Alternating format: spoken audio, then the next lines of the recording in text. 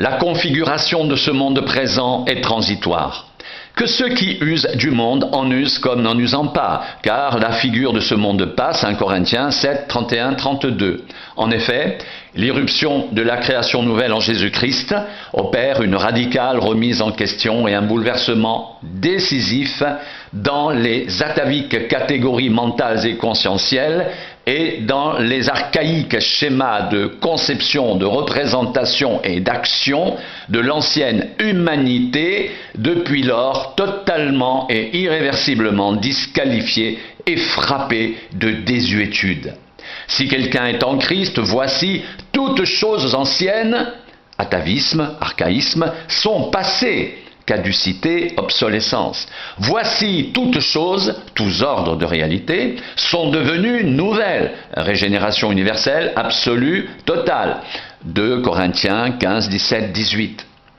Les valeurs du vieux monde et celles du royaume de Dieu sont en irréductible opposition. Les enfants du royaume se comportent en fonction de valeurs, de motivations, de moyens et de finalités procédant de la nouvelle création, pendant que les gens du vieux monde déclassé continuent de sombrer, âme, corps et biens, dans les profondeurs abyssales du péché, malgré les innombrables et insistants avertissements divins de foi millénaires.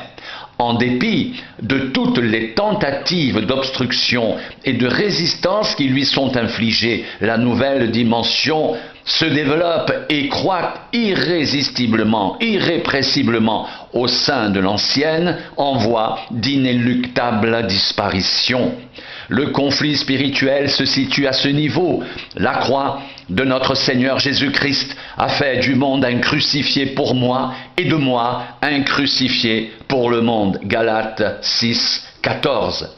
Cette mort détermine la fin de la dépendance et la complète libération de l'être vis-à-vis du champ de force hypnotique, transgresseur et perditionnel de ce vieux monde, malgré les multiples justifications et dénégations de ce dernier en déni de son caractère d'irréversible mort.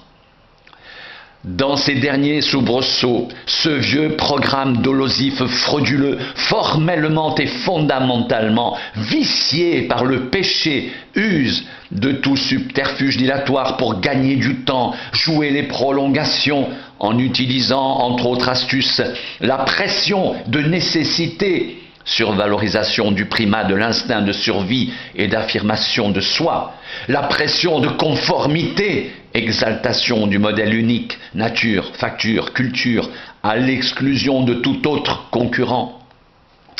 La foi en Christ et Christ lui-même étant reléguée, remisée dans cette stratégie au rang de simple système d'opinion privée.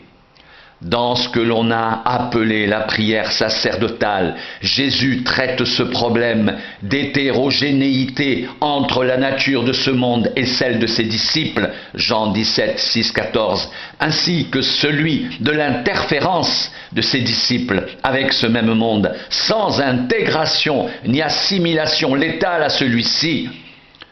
Je leur ai donné ta parole, et le monde les a haïs, parce qu'ils ne sont pas du monde, comme moi, je ne suis pas du monde. Je ne te prie pas de les ôter du monde, mais de les préserver du mal. Ils ne sont pas du monde, comme moi, je ne suis pas du monde. Sanctifie-les par ta vérité, ta parole est la vérité. Comme tu m'as envoyé dans le monde, je les ai aussi envoyés dans le monde, et je me sanctifie moi-même pour eux, afin qu'eux aussi soient sanctifiés par la vérité. Jean 17, 14, 19.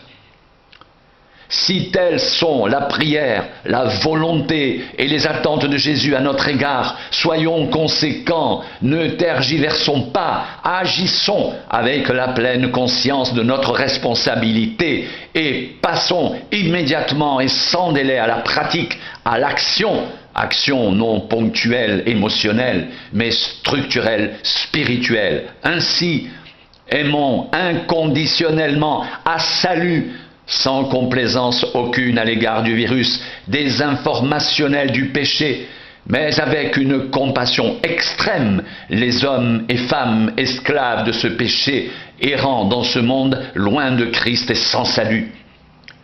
Demeurons fermement et implacablement hermétiques, étanches et réfractaires, sans complexe, vis-à-vis des valeurs délétères et mortifères de ce temps, foncièrement antagonistes de celles du royaume de Dieu, dont nous sommes porteurs, en, pour et avec Jésus. Soyons en tout temps entièrement flexibles, souples, malléables, sensibles à la voix et aux sollicitations, aux injonctions du Saint-Esprit. Soyons fidèles, intègres, loyaux, sincères avec notre Père éternel, qui a fait de nous ses enfants, participants de sa nature divine et ressortissants éternels de son divin royaume.